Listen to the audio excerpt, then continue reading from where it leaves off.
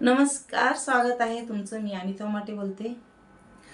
चॅनलचं माझे विषय काय आहे, मेन विषय मॅरिड लाईफ थॉट, म्हणजे मॅरिड इन म्हणजे लग्न झाल्यानंतर आपली लाईफ आणि त्याच्याबद्दल विचार, असा विषय आहे. आणि तोच विषय आहे, पण मध्ये मध्ये दुसरे व्हिडिओ टाकते मी. तर एक बघा, आज एक विषय निघाला आज की सून ही सासू सासऱ्यांची सेवा जेव्हा तिला करायची असते तेव्हा ती तयार नसते, पळून जाते. ते पळून म्हणजे दुसरीकडे राहते ते, कारण सासू सासऱ्याची सेवा करायची असते. आणि त्याच सासू सासऱ्यांची जर प्रॉपर्टी असेल आणि त्यात जर तिला हिस्सा असेल, मिळणार असेल, तर ती सगळ्याच्या अगोदर पोहोचेल तिथं.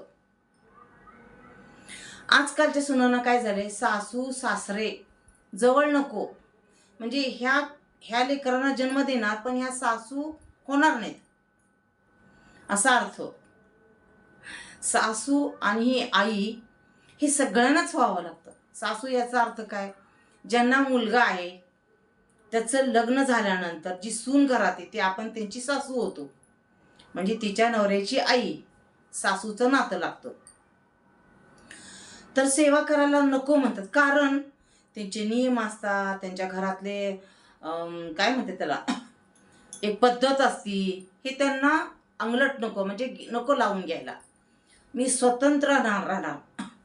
आणि एक लक्षात ठेवा तुम्ही, मला मुलांना पण सांगायचं आहे आणि माझ्या मैत्रिणींना, जे सासू होणार आहेत त्यांना, जे सासू आहेत त्यांना सांगायचं आहे, सून जशी तिच्या माहेरी बंधनात असते तशीच तिला ठेवायची असते.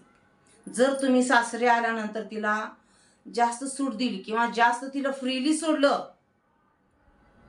तर तुमच्या घराला घर पण नाही राहणार बा. घरामध्ये नंगा नाच करेल ती सून, हे 100% खरं आहे. सुनेला जसं तिच्या माहेरी वागवतात ना, हो तिच्या माहेरी खूप तिनं वेगळं वेगळं काय काय, जे तुझ्या माहेरी तिनं ऐकलेलं आहे, जे बघितलेलं आहे तेच सासरी असायला पाहिजे असं नसतं ना. वेगळं असतं, पण त्यात सामावून घ्यायचं असतं, ॲडजस्ट व्हायचं असतं, कारण आपल्याला आयुष्य काढायचं असते. माझ्या माहेरी मी अशी होती, माझ्या माहेरी तशी होती, मी कधी ऐकलं नाही, मला यातलं काही माहीत नाही, हे तर असतं ना मुलींचं. लग्न झाल्यानंतर ज्या गोष्टी आपल्याला माहीत नसतात त्या माहीत पडतात. लग्नाच्या आधी जसं आपण नवरा प्रेम करतो, नवऱ्याच्या सोबत एकत्र असतो आपण, है ना, मिलन होतं नवऱ्याच्या सोबत. लग्नाच्या आधी ते होतं का नवऱ्याच्या सोबत तुमचं मिलन, किंवा दुसऱ्या पुरुषाबरोबर होत नाही. त्या गोष्टी तुम्हाला नवीनच असतात, म्हणजे तुमचा सर्व परिवार नवीन असतो. त्याला ॲडजस्ट व्हायला लई जरा आजकालच्या सुनांना 15-20 दिवस लागतात. मग त्यात बाई ह्यांनी काय सांगतील, त्यांनी काय सांगतील, त्यांनी काय सांगतील, मला त्यातलं काय समजत नाही, हे वेडेचं सोंग घेऊन पेडगावला जातात. अरे जेव्हा आमचं लहान होईल तेव्हा आम्हाला समजत होत्या त्या गोष्टी, आम्ही काहीच कुणाला बोलत नव्हतो. कारण आम्हाला आईवडिलांचे समजून सांगितलेलं होतं, आईवडिलांनी अनुभव घेतलेला. तुमच्या आईवडिलांनी तुम्हाला नाही समजून सांगितलं तर दोष कोणाचा, तुमचाच दोष आहे, है ना. तर सासू सुनांना, सासू आणि सासऱ्याला सांभाळायला ह्या सुना पळून जातात आणि वेगळं राहायचं बघतात, कारण सासूला सासऱ्याला सांभाळायची जिम्मेदारी असते. ज्या तुम्ही मुलाशी लग्न केलेलं असतं त्या मुलाला वाढवायला त्यांना 30-40 वर्ष लागतात, आणि तुम्ही लग्न झाल्यानंतर 4 महिन्यामध्ये, वर्षामध्ये निघून जाता आपल्या नवऱ्याला घेऊन. ती मुलं पण बिघडतात म्हणजे ते आपले नसतात असं समजायचं. मग जे मुलं आई वडिलांना सोडून निघून जातात ना, ते मुलांना खरंच म्हणजे बुद्धी ना नंतर त्यांची बिघडून जाते लग्न झाल्यानंतर.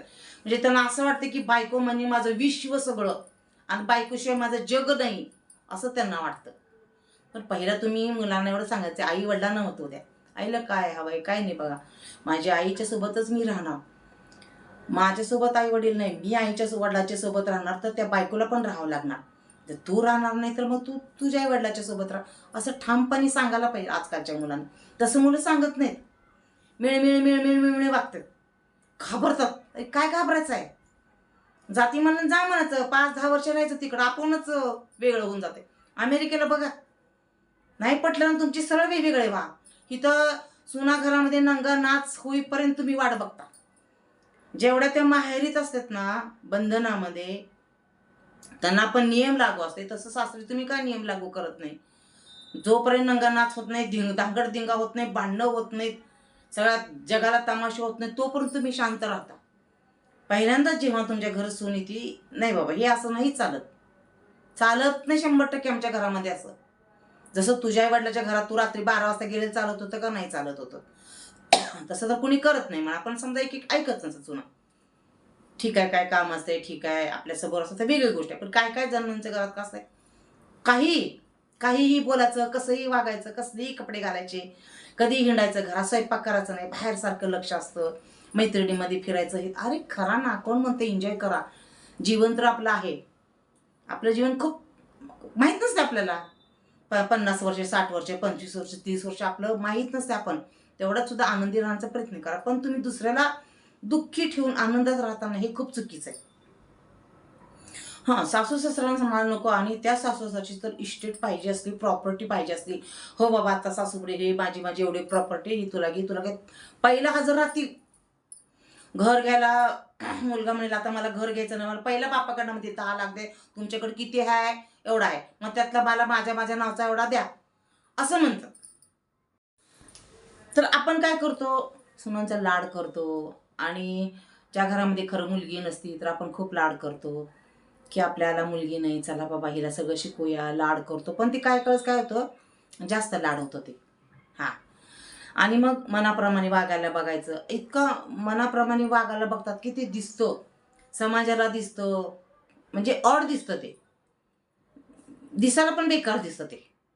त्यामुळं जेवढं आहे ना तेवढंच हे करायचं असतं. जसं आपल्याला बंदी होती बघा, आपल्या आईवडिलाकडे होती का नाही बंदी. मैत्रिणी कुठली चांगली नसती तर त्याच्यासोबत जाऊ नको म्हणून सांगायचे, हां, तिकडं जाऊ नको म्हणून सांगायचे आपल्याला. शाळेवरनं सुटल्यावर घरी यायचं, कोणाकडं कॉलेज शिकत असत म्हणजे कॉलेजवरनं सुटलं की घरी यायचं, एवढा वेळ का लागला तुला विचारायचं, कोणाशी बोलत होती, कोणाशी काय कर विचारत होते का नव्हते तुम्हाला माहेरी, ते सुद्धा विचारत असतील. तर सासरी पण तसंच असतं, समजलं का. तर ह्यांना काय वाटतं, सासऱ्याला माझ्या मनाप्रमाणे वागणार, माझ्या मनाप्रमाणे सगळं करणार.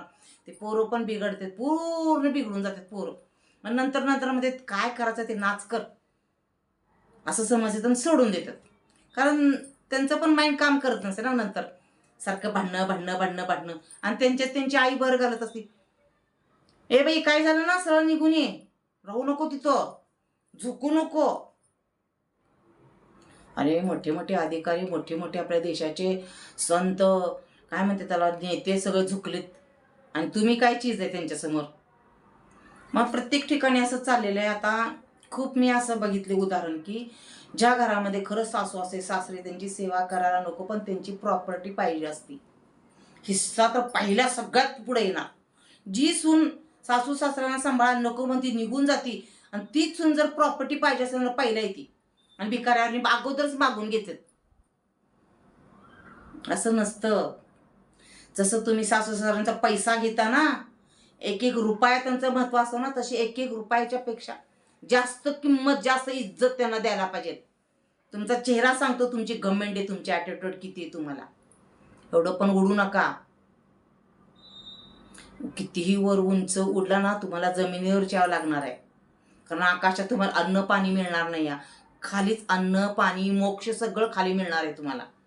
जीव सुद्धा तुमचा ह्या जमिनीवर जाणार आहे. म्हणून जमिनीवरच राहा तुम्ही, आकाशातले उडण्याचा प्रयत्न करू नका. स्वतःला पण एवढं हुशार समजू नका.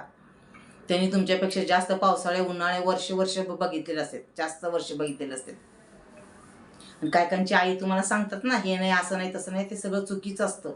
आपल्या सासरी काय पद्धत आहे, कसं राहतो, त्यांचं काय म्हणणं आहे ते ऐकून घ्यायला शिका. नाही असं नाही, तुमचं कोण ऐकायला लागलंय, करा तुमची मनमर्जी, मग बघा काय होते परिणाम.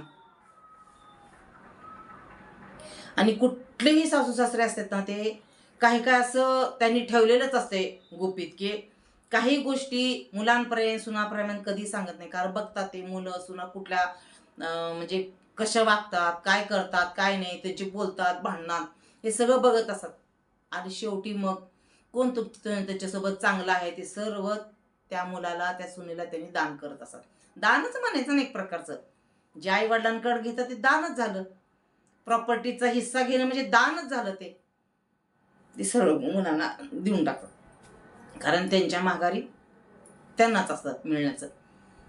ठीक आहे, थोडं थोडं तुम्हाला ते पहिल्यांदा दिलेलं तुम्ही मागून मागून मागून रडून रडून घेतलेलं असते, पण त्यांच्या स्वखुशीनं जर देतात ना, त्यात खूप मोठं पावित्र्य असतं, खूप मोठं आनंद असतो, खूप त्याच्यामध्ये समाधान असतं, जे त्यांनी स्वतःहून देतील तुम्हाला. कारण तुमची लायकी पण नसते ना, कारण तुम्ही एवढा नंगा नाच, एवढा दांगडदिंगा, एवढं इज्जत घालवली असते त्यांच्या सासू सासऱ्यांची ना, ते सगळं परत त्यांना आठवत असतं. पण कुठलेही सून लग्न झाल्यानंतर जेव्हा घरी येते तेव्हा सामंजस्यपणाने बघावे, काय हवंय काय नाही बघावं. तुम्ही जर त्यांना जपलं तर तेच तुम्हाला जपतील, असं असतं ना. एकमेकांना साथ द्यायचं खूप गरजेचं असतं. तर एकच सांगायचं होतं की मला जे अजून एकच सांगते, सासू सासरे पण जी पळती तर ते हिस्सा घेण्यासाठी बरोबर अगोदर येते सगळ्याच्या. हा, हे खरी गोष्ट आहे. चला, तुम्हाला व्हिडिओचा अर्थ कळलाच असेल तर व्हिडिओचा अर्थ कळला तर मला कमेंटमध्ये सांगा. चॅनलला सबस्क्राईब करा, लाईक करा.